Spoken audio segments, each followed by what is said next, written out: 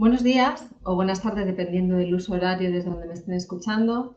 Mi nombre es María Castillo y soy Data Manager en el grupo de Epidemiología Molecular y Marcadores Predictores de Cáncer de la Fundación de Investigación del Hospital Ramón y Cajal aquí en Madrid. Primero quería felicitar a la organización de este congreso, la oportunidad que me han dado de poder participar en él y además quería felicitarles por tan brillante iniciativa.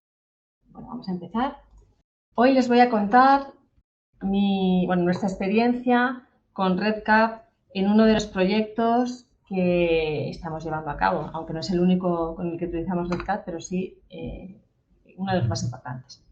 Bien, este es el índice de apartados en los que voy a dividir la presentación y lo primero que voy a hacer es contarles cómo comienza esta relación. En el año 2009 se crea en el Hospital Ramón y Cajal el primer registro de cáncer de páncreas familiar de España de la mano del doctor Alfredo Carrato. Este registro contó en su momento y cuenta con la colaboración de distintos centros, es por tanto un proyecto multicéntrico y entre estos centros destaca el CENIO aquí también en Madrid. Quería también decirles que este proyecto está financiado por el Instituto Carlos III desde el año 2009 y ha recibido financiación en las últimas 4 convocatorias de forma consecutiva. En su día, para este proyecto se realizó un desarrollo ad hoc para albergar los datos, pero por diversas circunstancias se dejó de tener el necesario mantenimiento y en el año 2017 se decide migrar los datos que ya se tenían a REDCap, es decir, utilizar REDCap como plataforma. Por tanto, la unión entre PanGenFam, que sí se conoce este registro, y REDCap se inicia hace aproximadamente 4 años. Como verán, no es un proyecto al uso porque ya se tenía una base de datos. Bien, para conocer mejor de lo que estamos hablando, les voy a contar un poco sobre lo que es un registro de cáncer, por si no los conocen o no han oído hablar de ellos. Bueno, esta es nuestra tarjeta de visita. Como ven, utilizamos el color morado, que es el color del cáncer de páncreas.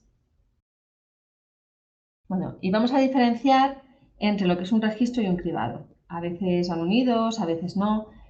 Creo que lo mejor es que sí vayan de la mano, como es nuestro caso, pero como verán, son cosas diferentes. Los registros están pensados para el control de enfermedades, en este caso el cáncer de páncreas familiar. Y su fin es recoger información para evaluar y controlar la enfermedad que sea.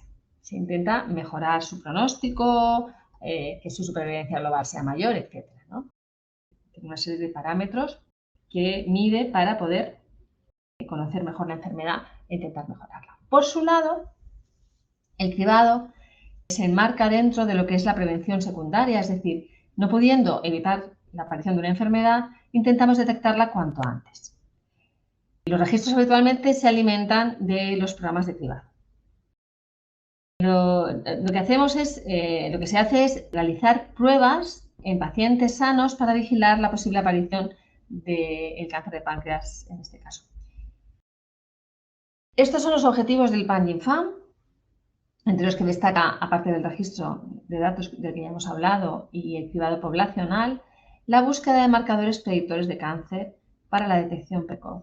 Ustedes saben que el pronóstico de este tipo de cáncer es bastante malo y lo que se pretende es detectar lesiones o la aparición de un cáncer en estadios potencialmente curables. Como intuirán, no todo el mundo puede entrar en este programa.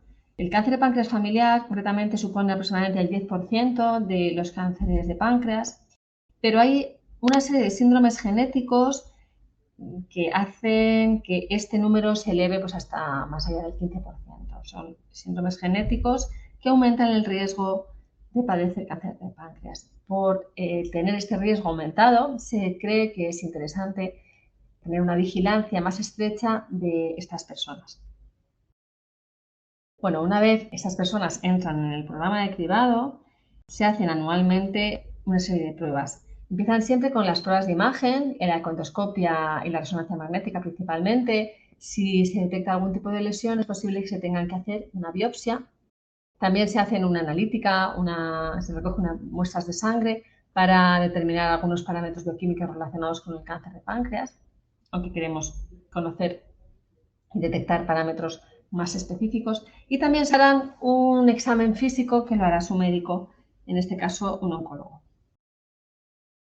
Bueno, sabiendo el tipo de proyecto del que estamos hablando, el tipo de datos que vamos a tratar, bueno, pues vamos a ver las consideraciones que tuvimos que hacernos para adaptar la base de datos previa a REDCap. Por una parte, había una serie de formularios como los árboles genealógicos, que son muy específicos. Sabemos que hay aplicaciones que funcionan muy bien para este tipo de datos, pero queríamos tenerlos junto con el resto de datos en el mismo sitio, ¿no? Entonces, bueno, pues eso nos planteó una serie de retos y, bueno, ahora veremos cómo se resolvieron. Tuvimos que decidir también cómo establecer estos seguimientos de pacientes, que en principio venían anualmente, pero ahora veremos que realmente, bueno, pues hay algunas modificaciones en esto. Se debía decidir si establecer estos formularios como distintos eventos o utilizar la posibilidad de hacer repetibles.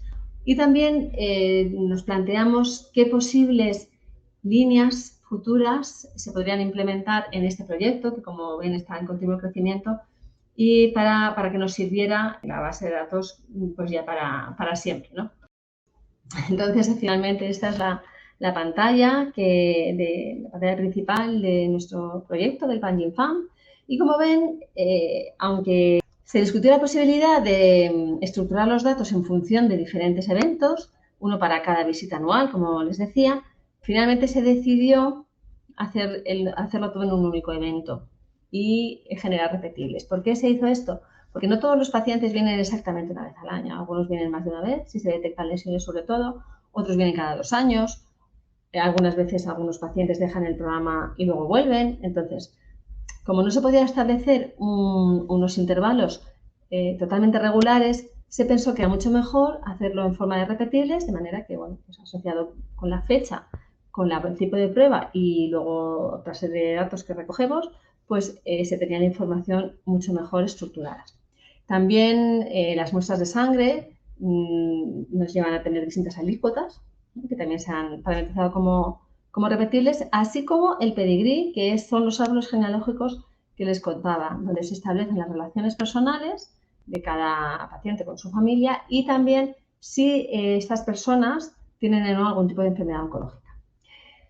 El flujo de trabajo siempre empieza con el QES, que es el cuestionario epidemiológico, que es único, ¿no? Se hace cuando el paciente entra en el programa. Luego, como les decía, se tienen los árboles genealógicos, los pedigrís, después las muestras de sangre de las que tiran una serie de alícuotas y el registro de las distintas entradas dentro del programa de cribado. Esto sería la pantalla de un paciente concreto. Como ven, en un solo vistazo tenemos una gran cantidad de información. Ven que en el caso del pedigrí vemos las relaciones familiares y también si hay o no algún tipo de enfermedad oncológica, de forma que nos da la información de cuántos pacientes, cuántas familiares están afectados de un determinado carcinoma, pues de una forma bastante rápida, ¿no? Igual que en el caso del cribado vemos el tipo de prueba y también el resultado general. Si luego queremos más detalles, pues entraríamos dentro del formulario y podríamos ver otros detalles, otros datos que también guardamos. Decirles que, por supuesto, como es un registro de cáncer de páncreas familiar, aparte de personas que vienen a hacerse las distintas pruebas, el seguimiento anual, que son personas sanas, tenemos incluidos en los familiares que sí padecen cáncer de páncreas familiar.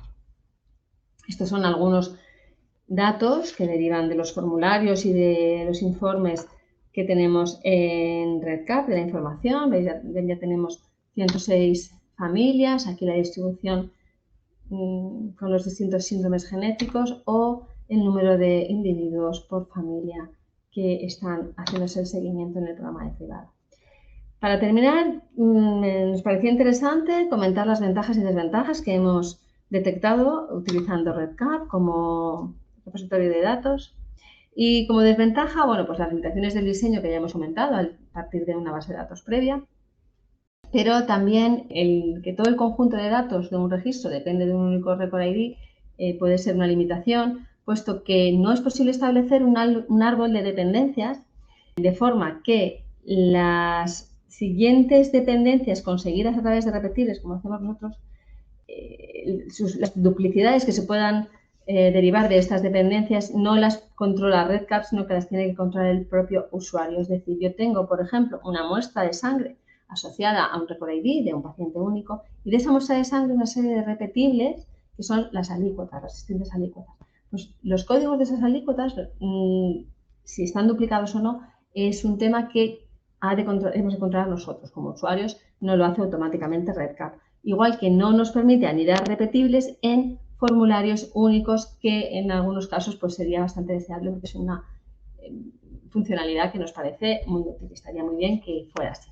En cualquier caso, las ventajas superan en mucho a las desventajas, como verán, la personalización, la versatilidad, el que nosotros controlemos el proceso, que sea intuitivo, que podemos conectarlo con distintos aplicativos de uso común. Además, en este caso es un proyecto multicéntrico y nos permite trabajar cada uno de forma independiente y además online. Por supuesto, ya sabemos que también nos permite realizar desarrollos más allá de las funcionalidades que ya presenta RedCap. Y en este sentido, para el futuro, pues lo primero que seguramente hagamos sea asociarlo con alguna herramienta de Business Intelligence, como por ejemplo Power BI, que ya se han hecho algunas pruebas, y también nos parece deseable, nos parecería estupendo poder conectar nuestro registro, nuestra base de datos o, bueno, también las bases de datos que tenemos de otros proyectos a los repositorios de datos clínicos del hospital. Quería agradecer a todas las personas, los grupos y las entidades que colaboran en este proyecto, especialmente al jefe de grupo, el doctor Alfredo Carrato, y también a la doctora Juliet. Y muchas gracias por su atención y estoy disponible para cualquier pregunta que quieran hacerme. Ahí también ven mi contacto. Así que, de nuevo, muchas gracias por su atención y hasta pronto.